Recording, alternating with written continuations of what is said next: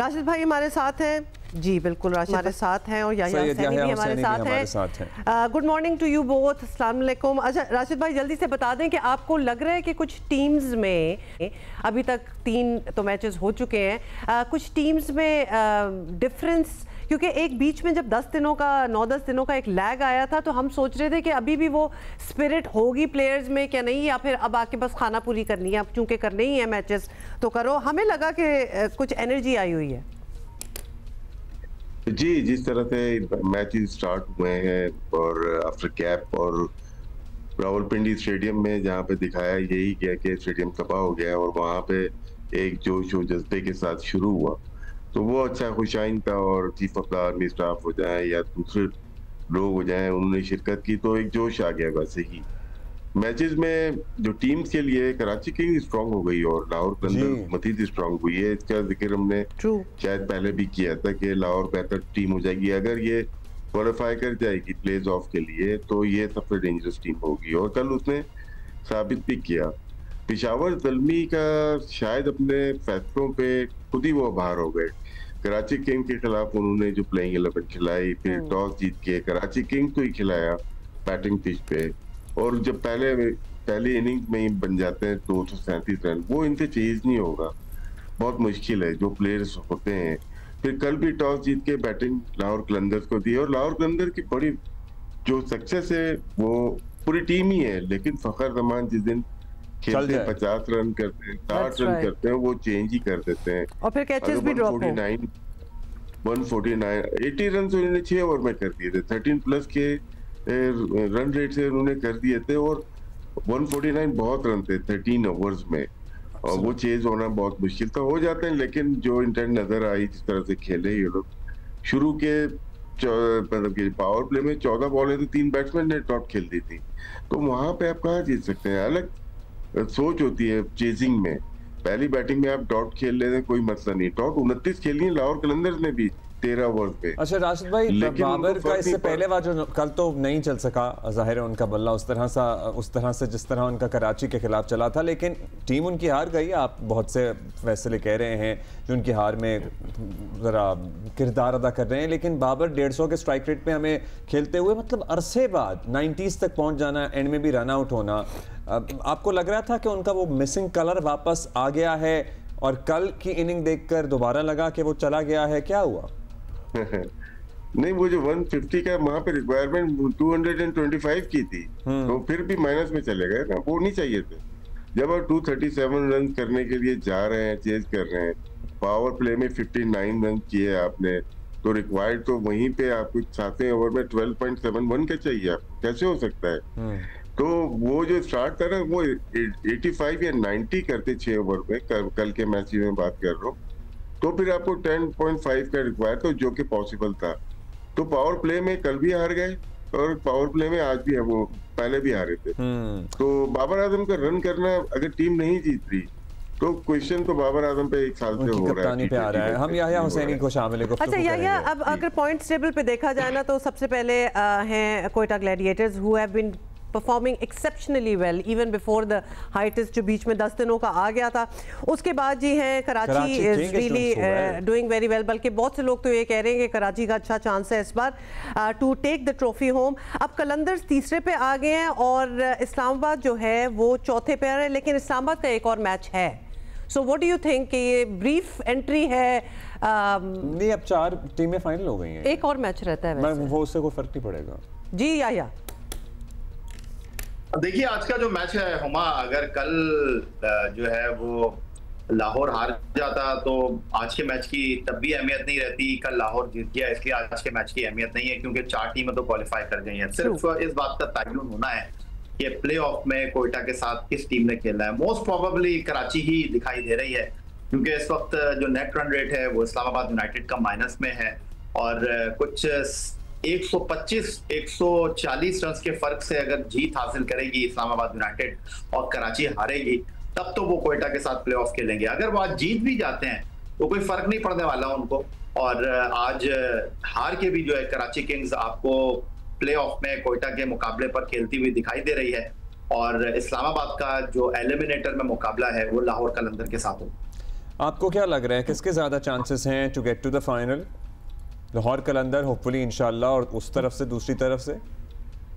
देखिए अब 4 मैच रह गए हैं और अगर लाहौर कलंदर फाइनल के लिए क्वालिफाई करती है तो उनको होम ग्राउंड पर 3 मैच खेलने का मौका मयस्सर आ सकता है। और इस वक्त जो लाहौर कलंदर के लिए सबसे बड़ा क्वेश्चन मार्क है वो ये है कि सिकंदर रजा वापस जा रहे हैं।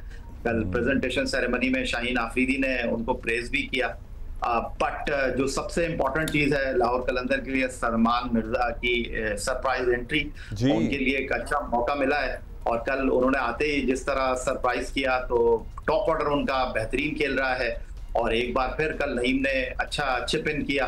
कल शफीक रन नहीं कर सके, लेकिन जो सबसे इंपॉर्टेंट चीज है वो पावर प्ले में रन्स करने की अहलियत है जो लाहौर कलंदर के पास बदरजा अतम जो है वो आपको दिखाई दे रही है। और इस टूर्नामेंट में अगर आप बात करें, वो कहते हैं ना कि कुछ शहर के लोग भी जालिम थे, खुद को भी कुछ मरने का शौक था। जिस तरह लाहौर का होम ग्राउंड है कदाफी स्टेडियम, कोयटा का भी होम ग्राउंड जो है वो कदाफी स्टेडियम है। मैं ये नहीं कह रहा कि बाबर आजम को हसन नवाज से सीखना चाहिए, लेकिन देखना जरूर चाहिए। ये दूसरा मैच था जिसमें player of the match Hasan Nawaz बने और कल उन्होंने एक बार फिर लास्ट बॉल पर छक्का मारकर मैच को खत्म किया। अगर आप टीम को लेकर चल रहे हैं तो फिर आपको मैच भी खत्म करना चाहिए। मैं देख रहा हूँ सोशल मीडिया पर बाबर आजम ने रन्स कर दिए, बाबर आजम ने एक बार फिर अपने क्रिटिक्स को गलत साबित कर दिया। जैसा राशिद लतीफ साहब ने फरमाया कि भाई यहाँ पर 150 के स्ट्राइक रेट के साथ बैटिंग करने की जरूरत नहीं थी, यहाँ पर 225 के स्ट्राइक रेट से आप बैटिंग करते हैं तो टीम के काम आते हैं। बिल्कुल दुरुस्त बात है। जब बाबर आजम बैटिंग करने के लिए आए थे उस वक्त कुछ 12.71 रन ओवर की औसत से उनको रन दरकार थे। जब बाबर आजम आउट होकर गए तो उस वक्त रन औसत 15 का हो गया था, तो वो 94 रन किसी काम के नहीं थे। और फिर जो सबसे इंपॉर्टेंट चीज है वो ये है कि पेशावर ज़ल्मी का होम ग्राउंड जो था वो पिंडी क्रिकेट स्टेडियम रावलपिंडी था। यहाँ पर 5 मैच ज़ल्मी की टीम खेलती है और सिर्फ 1 मैच जीतती है। वो मैच जीतते हैं जहां उनको टॉस जीतकर पहले बैटिंग करने का मौका मिलता है। 3 मैचों में वो टॉस जीते और तीनों मैचों में उन्होंने पहले फील्डिंग का फैसला किया। ये फैसला जो है ना, मतलब एक के बाद दूसरी दफा, दूसरे के बाद तीसरी दफा जब आपके हक में रिजल्ट नहीं आ रहा तो क्यों करे चले जा रहे हैं? मतलब जाहिर है बाबर आजम से हम क्या ये एक्सपेक्ट करें, या उनको तो इतना तजर्बा है कप्तानी का, उनसे ज़रा हमें सरप्राइजिंग लग रहे हैं इस तरह के फैसले आना। राशिद भाई आपकी क्या राय है इस पे? देखिए इसमें फिर हम जाते हैं ड्रेसिंग रूम में कौन कौन बैठा है। तो मॉडर्न डे क्रिकेट में खिलाने वाले कौन है?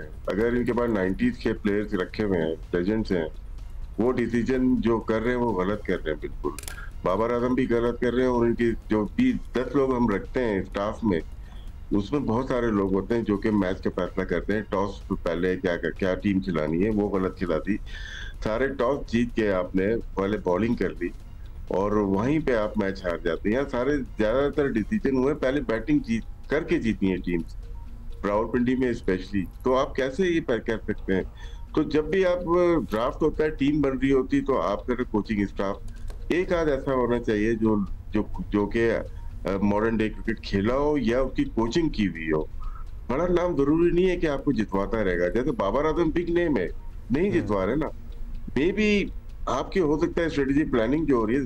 पेशावर वो टीम है जो सबसे ज्यादा मैचेस खेली है PSL में, सबसे ज्यादा प्लेज ऑफ खेली है PSL में। अब लास्ट 2 ईयर से क्या हो गया है कि वो पहली बार ऐसा है कि प्लेऑफ में भी नहीं पहुंची। वो ऐसे परफॉर्म करी। बाकी प्रेडिक्शन में है कि कराची किंग्स और लाहौर कलंदर वेरी स्ट्रॉन्ग लगता है, यही कि फाइनल का मुकाबला हो जाएगा, ये होना है। लेकिन जी राशिद भाई, अब जरा हसन नवाज की प्लेइंग पे कुछ कमेंट्री हो जाए, because he has been playing exceptionally well, he has been an asset for Quetta Gladiators. क्या आप आगे जाते इनको किस डायरेक्शन में देख रहे हैं? तो एक चीज जो डायग्नोज हुई है ना इनकी, ये मिडिल ऑर्डर अच्छे लग रहे हैं, ये ओपन अच्छे नहीं लग रहे, क्योंकि वो चलाते हैं मतलब अभी यंग प्लेयर हैं तो बहुत सारी चीजें नहीं पता, उसमें आउट भी होते हैं। यहाँ पे इनको पता है। और स्पेशली अगर आप रिकॉर्ड निकाल के देंगे रावलपिंडी स्टेडियम, क्योंकि लोकल मतलब है तो लिया तो लेकिन खेलते हैं कि यहाँ पे आए बचपन से। मैंने पिछली भी T20 के चैंपियनशिप हुई थी, उसमें 270-80 रन किए थे, 250 थे और टॉप किया था या सेकंड नंबर पे। ये ग्राउंड उनके लिए बहुत ही जबरदस्त है स्टेडियम। और जब कल बैटिंग कर रहे थे, जब देख रहा था मैंने कहा यहाँ पे ये मैच दोबारा जितवा देगा, क्योंकि जो फ्लो बना हुआ है, वो कॉन्फिडेंस भी देखें, आपको डॉट बॉल हो जाती है, कोई फिक्र नहीं होती। बॉल कटमैन पे गई, फील्डर था, 1 रन नहीं बनाया, उनको पता था कि मैं मार दूंगा। ये कॉन्फिडेंस चाहिए होता है किसी प्लेयर को। अच्छा प्रोस्पेक्ट लग रहा है लेकिन अच्छे तरीके से खिलाने। पाकिस्तान में हमेशा खेलने वाले का प्रॉब्लम रहा ही नहीं, खिलाने वाले का रहा है। कभी ओपन खिलाते रहेंगे, जाया कर देंगे। हैदर अली से लेके आप कितने प्लेयर उठा के देखने जाया। हसन नवाज की स्पेसिफिकली जो बात हो रही है, वेरी गुड टैलेंट है, और साथ में कल मोहम्मद नाफे को भी खिलाया गया, वो भी बहुत सा है। तो ख्वाजा नाफे की बड़ी बात हो रही है, वैसे बड़ा जबरदस्त उनकी एंट्री हुई है, बड़ी एक्सप्लोसिव इनिंग गई। What about him? आप दोनों से हम उनकी परफॉर्मेंस, उनका स्टाइल, उनका future, how do you see it going? देखिए, बात दरअसल ये है कि यहाँ पर ख्वाजा नाफे को मौका नहीं मिल रहा। रोने गाने की बात नहीं है, लेकिन मौका नहीं मिला। हसन नवाज को वो न्यूजीलैंड में 5 मैचों में इनिंग का आगाज करके आए थे, उनको जो है वो रायले रोसो की वजह से, उनको मेंडस की वजह से, कप्तान सऊद शकील की वजह से टॉप ऑर्डर में बैटिंग करने का मौका नहीं मिला। इब्तिदा में वो फेल हुए, बाद में उन्होंने कॉम्प्रोमाइज किया और उन्होंने कहा कि नहीं जी, यहीं से मैंने अपने आप को मनवाना है। लास्ट 2 मैच उन्होंने जिताए हैं, 1 मैच में उन्होंने सेंचुरी भी स्कोर की है। But on the other side अगर आप पेशावर ज़ल्मी को देखते हैं तो उनके पास मेहरान मुमताज, पूरा टूर्नामेंट खत्म हो गया। उनके जो डायरेक्टर हैं मोहम्मद अकरम साहब कल प्रेस कॉन्फ्रेंस में कह रहे हैं कि जी उनकी जगह नहीं बन रही थी टीम में। मास सदाकत ने आकर मुल्तान के खिलाफ मैच को फिनिश किया। उन्होंने कहा कि जी हमारा ये टैलेंट जो है वो छुपा हुआ टैलेंट नजर आ गया। वो तो अगर मास सदाकत उस मैच में आके मैच नहीं जिताते तो शायद मेरा ख्याल है अगला मैच भी वो नहीं खेलते। वो छुपा ही रहता है। वो प्लेयर जो पाकिस्तान से कंसीडर हो रहा है, सुफियान मुकीम, उसको आपने बेंच के ऊपर बैठाया हुआ है। फिर उसके बाद मोहम्मद अकरम साहब ये फरमा रहे हैं कि जनाब ये सिर्फ फैसला टॉस जीतकर फील्डिंग करने का हमारा नहीं था, ये बाबर आजम का नहीं था, ये पूरी टीम मैनेजमेंट का था। देखिए, इंजमामुल हक से बड़ा नाम क्या होगा, मुश्ताक अहमद से बड़ा नाम क्या होगा, लेकिन फिर बात वही हो जाती है कि ऊंची दुकान फीके पकवान। आप राइट टाइम पर राइट डिसीजन नहीं करेंगे तो फिर आपकी टीम कहाँ अंडरस्टैंड करती है। आप लाहौर कलंदर की बात करते हैं, इस वक्त जो पावर हिटिंग की बात कर रहे हैं, पहले 6 ओवर में रन बनाने की बात कर रहे हैं, उनके पास अब्दुल्ला शफीक हैं जो नाकाम हो गए थे, लेकिन यहाँ वो अच्छे कलर में नजर आ रहे हैं। फखर जमान, अब जो उनको हनीफ मोहम्मद कैप मिल गई है, नईम के ऊपर कलंदर ने भरोसा किया, उन्होंने पे करके दिया। लेकिन आप पेशावर ज़ल्मी को कैसे रूल आउट कर सकते हैं? पेशावर ज़ल्मी में पाकिस्तान की कोर खेल रही है, बाबर आजम पाकिस्तान का सबसे बड़ा बैट्समैन, मोहम्मद हारिस पाकिस्तान का T20 क्रिकेट का स्पेशलिस्ट, साइम अयूब, वो रन नहीं करेंगे तो टीम कैसे जीतेगी? फिर आप गलत टीम खिला रहे हैं। नहीं तो फिर तो हमें पाकिस्तान टीम की कोर पे जरा, मतलब अगर हम रोशनी डालने की जरूरत है। या हम नाम ले लेते हैं कि मतलब अगर आप बाबर, रिजवान, शान मसूद भी बीच में डाल दें, सऊद शकील, इन सारों की ये हमारी कोर नेशनल टीम है, परफॉर्मेंसेज इनकी कोई खास नहीं रही, तो हम हमारी नहीं, आप नहीं बिल्कुल कह सकती, आप बिल्कुल सऊद शकील को नहीं कह सकती। सऊद शकील अगर आज यहाँ पर स्टैंड कर रही है कोयटा ग्लैडिएटर, हाँ, लेकिन कल जिस तरह के वो शॉट्स खेल रहे थे, वो आपको लग रहा था कि बड़े विनिंग शॉट्स हैं। और मतलब, और आसिफ भाई आप भी अपना प्लीज इनपुट डालें इसमें। देखिए, कोयटा का फॉर्मेशन चेंज हुई है लास्ट ईयर से, सऊद शकील को एज ए ओपनर खिलाया और बड़े सक्सेसफुल रहे, और लेकिन यही कहा जाता है ये उनका फॉर्मेट नहीं है, लेकिन टीम के लिए वो अपना नीचे आए और उन्होंने परफॉर्म किया। फिर वो वनडे भी खेले पाकिस्तान के लिए, वहां पे भी ऐसे ही खेलना चाहिए था। मुझे गिला ये नहीं है कि कल कैसे हो गए, गिला ये कि इंडिया के खिलाफ कैसे आउट हुए थे। वो टाइम बहुत क्रिटिकल था जब 37वें 38वें ओवर में शायद वो आउट हुए थे, हार्दिक पांड्या थे मिड विकेट पे, वो गलत टाइम था। जी या अच्छा, अब जरा आगे की बात कर लेते हैं। अब हमारे कितने 4 मैचेस रह गए हैं? अब मैंने नहीं हिसाब रखा, 4 ही रह गए हैं, राइट? और बिल्कुल 4 मैच रह गए, 4 टीमें हैं और 4 मैच बाकी हैं। और अगर कलंदर फाइनल में पहुंचा तो उनको 3 मैच मिलेंगे। देखते हैं कि आप और अब्दुल्ला ट्रैवल करते हैं नहीं करते। हम कोशिश करेंगे कि इंशाल्लाह फाइनल तक पहुंचा। देखिए, हमें तो लकी मैस्कॉट उन्होंने कहा हुआ है, लेकिन अब हम इधर बैठे हुए हैं तो हमने बड़े फ्रंट्स पे चीजें संभाली होती है ना, या तो मौका मिला तो हम जाके, हमारे लिए कोई मुश्किल नहीं है जाके जिताना लाहौर कलंदर इंशाल्लाह। सो वैसे याया आप हमने शुरू में उस टेलिंग विजुअल्स का बड़ा जिक्र किया था। रावलपिंडी स्टेडियम में एक अलग ही जज्बा था, मतलब इस जंग में भी बहुत सारे मौके मतलब ऐसे आए, परफॉर्मेंसेस हो रही थी बीच में, हमारे आर्टिस्ट आए हुए थे, गाने शाने हो रहे थे। सो यू नो PSL का इस तरह से रुक जाना और उसके बाद इस शान शौकत के साथ वापस आना, मतलब आईपीएल में भी यही हो रहा है या थोड़ा सा हमें, क्योंकि हमने देखा नहीं, आप बता दें कि आईपीएल भी दोबारा स्टार्ट हो गया। जी बिल्कुल हुमा, जो लास्ट मैच यहाँ पर हुआ था उस मैच में बिल्कुल जो है वो भारत का ड्रोन आकर जो है वो स्टेडियम से करीब गिरा था, लेकिन हमारी अफवाज पाकिस्तान को सलाम जिन्होंने भारतीय जारियत का भरपूर जवाब दिया। और उसके बाद जब टूर्नामेंट रिज्यूम हुआ तो आर्मी चीफ आए और उसके बाद जिस तरह स्टेडियम में लोगों ने पाकिस्तान जिंदाबाद के नारे लगाए, बेहतरीन अंदाज में इस शाम को सेलिब्रेट किया गया। पाकिस्तान के सब हिलाली परचम जिस तरह लोगों ने हाथों में उठाए हुए थे। कल पाकिस्तान एयरफोर्स के चीफ आए थे, आज पाक बहरिया के चीफ जो है वो इस्लामाबाद और कराची के मैच को देखेंगे। तो ये वही मैदान है जिसके हवाले से हमारे पड़ोसी मुल्क के मीडिया में चर्चा हो रहा था कि जी पिंडी स्टेडियम जो है वो सफ़े हस्ती से मिट गया है। तो अब दुनिया देख रही है, दुनिया के बैनुल-अक़वामी क्रिकेटर्स आकर इस मैदान पर एक्शन में है, अपने खेल के साथ जो है और वो यहाँ पर परफॉर्म करते हुए दिखाई दे रहे हैं।